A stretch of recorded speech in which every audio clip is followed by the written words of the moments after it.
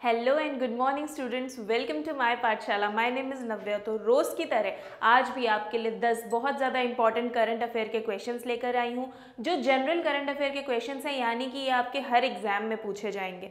आप किसी भी एग्जाम की प्रिपरेशन कर रहे हो, ये 10 के 10 क्वेश्चंस बहुत ज़्यादा इंपॉर्टेंट है हर एक एग्जाम के लिए। तो कोशिश यही करना कि वीडियो के दौरान ही आपको सारे क्वेश्चंस के आंसर्स अच्छे से याद हो जाए, इसीलिए वीडियो एंड तक थॉरली देखना बहुत ज़्यादा इंपॉर्टेंट है। अब इनको याद करने के टिप्स एंड ट्रिक्स भी मैं आपको वीडियो के दौरान ही बताऊंगी। तो चलो क्वेश्चन नंबर 1 से स्टार्ट करते हैं।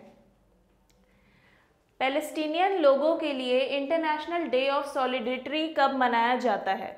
देखो, अब आपने क्वेश्चन सुन लिया, अब आपने करना क्या है, वीडियो को करो पॉज, कमेंट सेक्शन में मुझे अपना आंसर बताओ कि आपको क्या लगता है कि इनमें से क्या करेक्ट आंसर होगा।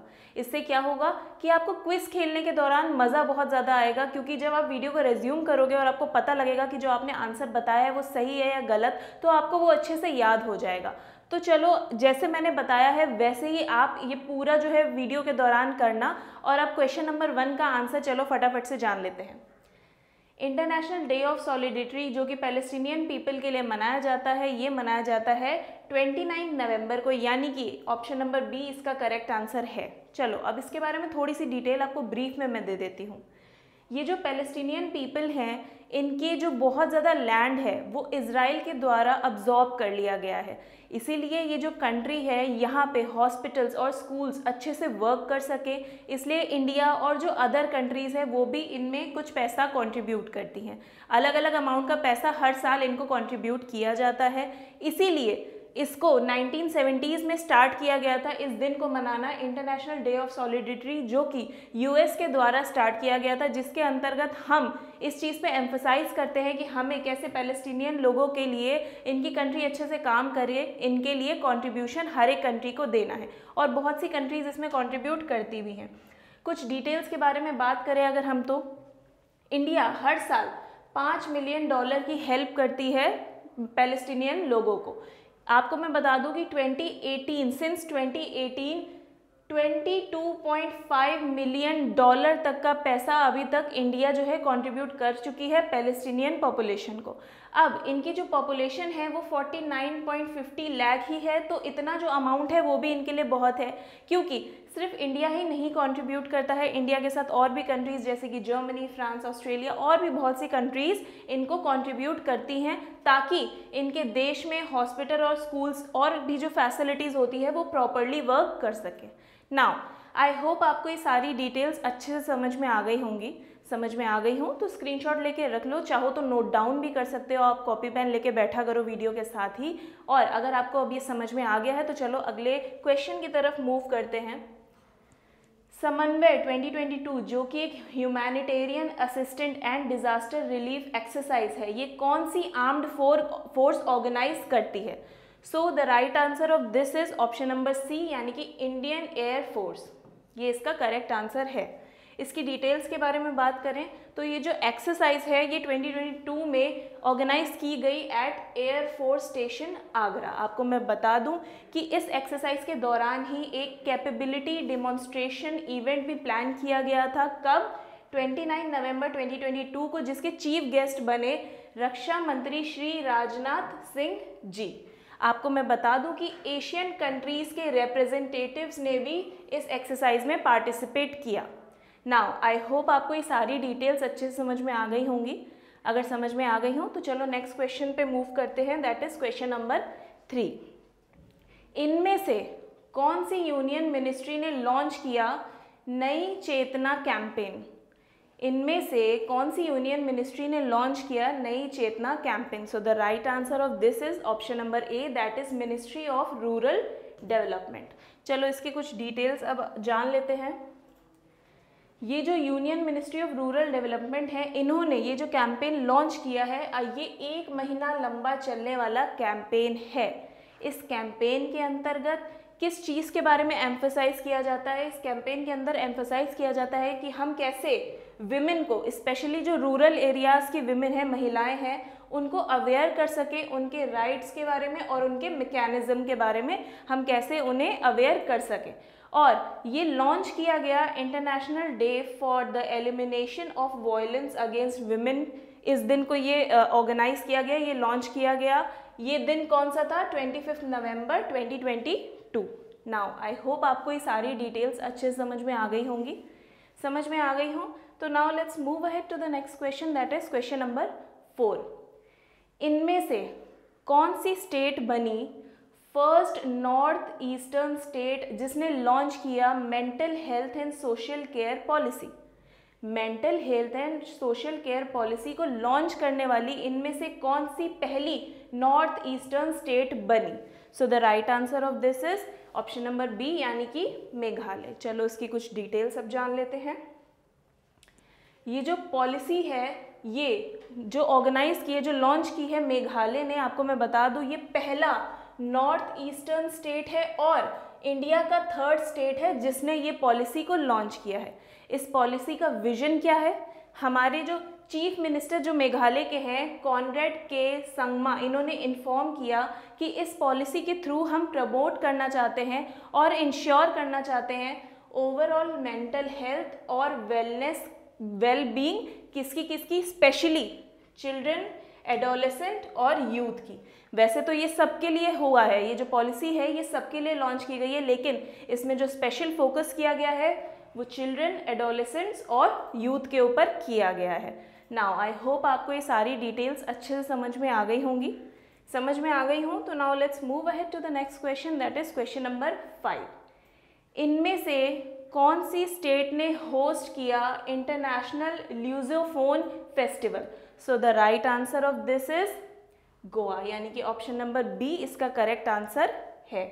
चलो इसकी कुछ डिटेल्स के बारे में अगर हम बात करें तो फेस्टिवल ये जो है इसको पार्टनरशिप किया गया मिनिस्ट्री ऑफ एक्सटर्नल अफेयर्स के साथ में Indian council of cultural relations और गोवा गवर्नमेंट ने मिनिस्ट्री ऑफ एक्सटर्नल अफेयर्स के साथ मिलके इस फेस्टिवल को ऑर्गेनाइज किया। आपको मैं बता दूं लूसोफोन्स वो लोग होते हैं जो लोग पोर्तुगीज को अपनी नेटिव लैंग्वेज और सेकंड कॉमन लैंग्वेज के रूप में यूज़ करते हैं। 300 मिलियन लोगों के द्वारा बोलने वाली ये जो पोर्तुगीज़ है ये प्लैनेट की सबसे ज़्यादा बोलने वाले जो लैंग्वेजेस है उनमें से 6th नंबर की पोजीशन में आई। नाउ आई होप आपको ये सारी डिटेल्स अच्छे से समझ में आ गई होंगी। समझ में आ गई हो तो now let's move ahead to the next question, that is question number 6।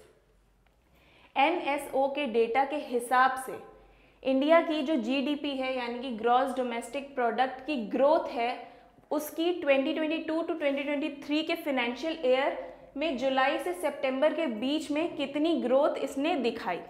So the right answer of this is 6.3%, यानी कि ऑप्शन नंबर बी इसका करेक्ट आंसर है।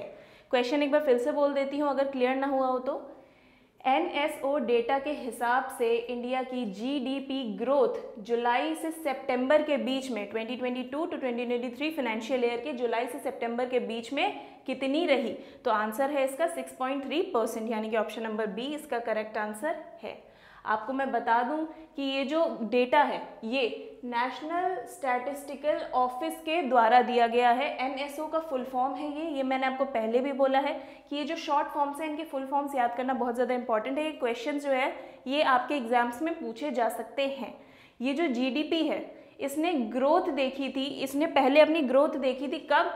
अप्रैल से जून के बीच में, इसी फाइनेंशियल ईयर के अप्रैल से जून के बीच में इसने 13.5% की ग्रोथ देखी थी, लेकिन अब ये फॉल करके 6.3% पे चला गया है। और इसका जो ये शॉर्ट फॉल है, ये जो कट डाउन है इसका जो मेन रीज़न बताया जा रहा है ये है मैन्युफैक्चरिंग और माइनिंग सेक्टर्स की poor performance. Now I hope आपको ये सारी डिटेल्स अच्छे से समझ में आ गई होंगी। समझ में आ गई हो तो now let's move ahead to the next question, that is question number 7। India और यूएस का जो जॉइंट मिलिट्री एक्सरसाइज है युद्ध अभ्यास 2022 ये कौन सी स्टेट में, कौन सी इंडियन स्टेट में आयोजित किया गया? इसका राइट आंसर है ऑप्शन नंबर सी, यानी कि उत्तराखंड। आपको इसका थोड़ा सा ब्रीफ में दे देती हूँ। चाइना से 100 किलोमीटर की दूरी पर ये जो युद्ध अभ्यास है ये हो रहा है। ये युद्ध अभ्यास माउंटेन वॉरफेयर के लिए हो रहा है। इंडिया और यूएस के इसमें 700 सोल्जर्स जो हैं वो हैं, यानी कि 350 इंडिया की तरफ से और 350 यूएस की तरफ से। ये दोनों युद्ध अभ्यास कर रहे हैं माउंटेन वॉरफेयर के लिए। चाइना से 100 किलोमीटर की दूरी पर ये युद्ध अभ्यास कर रहे हैं। कहाँ पे? लाइन ऑफ एक्चुअल कंट्रोल में। नाउ इसके बारे में अगर हम और कुछ डिटेल्स के बारे में बात करें तो आप इसके कुछ आंकड़े भी देख सकते हैं। 18th एडिशन है ये युद्ध अभ्यास 2022, इसका ये 18th एडिशन है। आपको मैं बता दूं कि ये जो मिलिट्री एक्सरसाइज है ये कंडक्ट करी जाती है annually between India and US. जैसे कि मैंने आपको बताया कि लाइन ऑफ एक्चुअल कंट्रोल के 100 किलोमीटर की दूरी पर, यानी कि चाइना से 100 किलोमीटर की दूरी पर ये जो एक्सरसाइज है ये की जा रही है।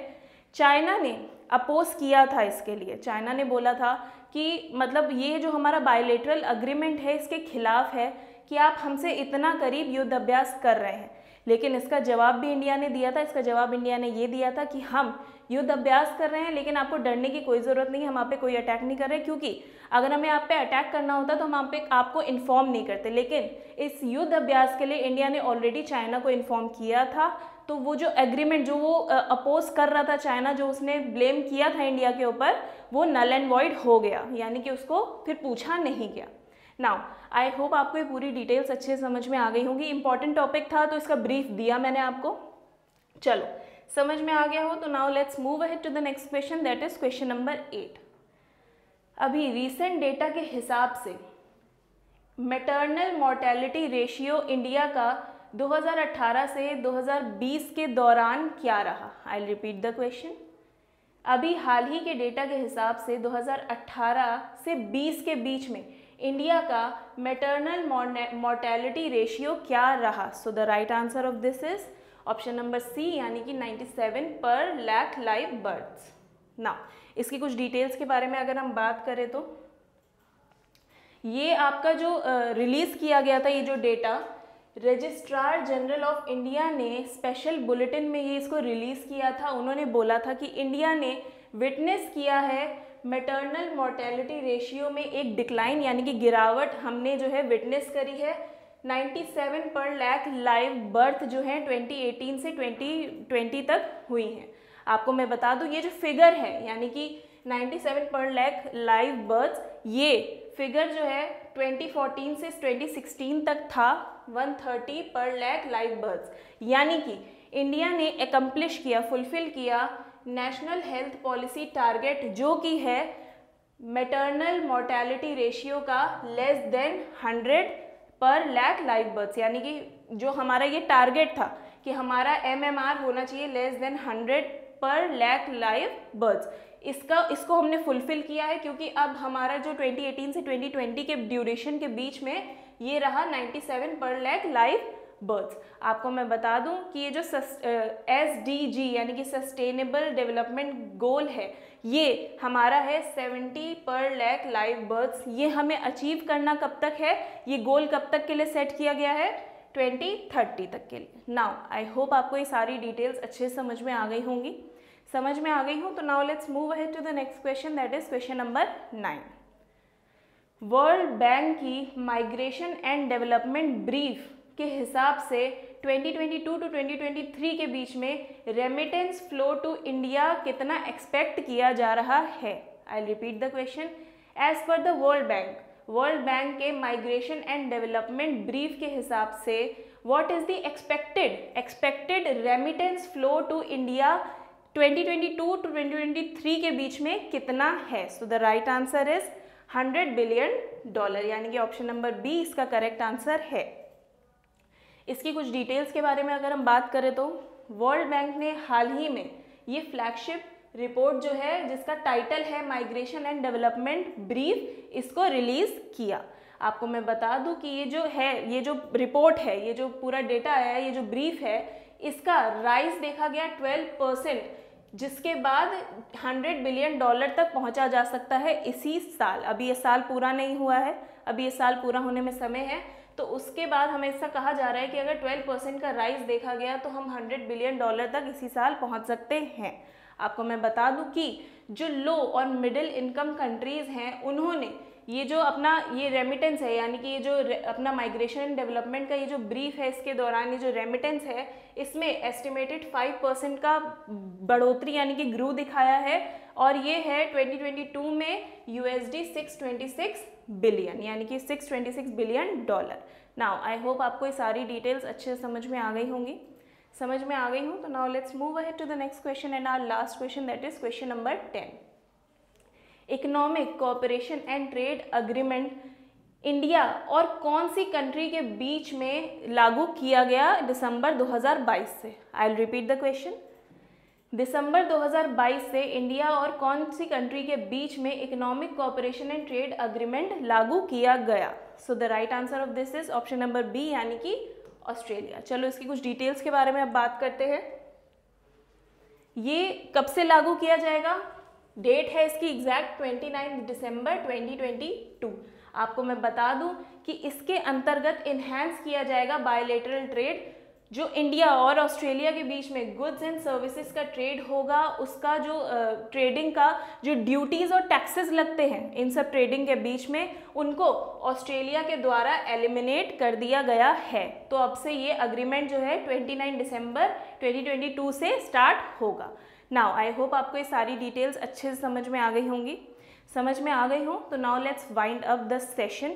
अगर आपको वीडियो इन्फॉर्मेटिव लगा हो तो रोज़ सुबह 7 बजे माय पाठशाला में ट्यून इन करना मत भूलना, क्योंकि ये सेशन आपको रोज़ ही देखने को मिलेगा। रोज़ 10 बहुत ज़्यादा इंपॉर्टेंट क्वेश्चन के साथ मैं आने वाली हूँ।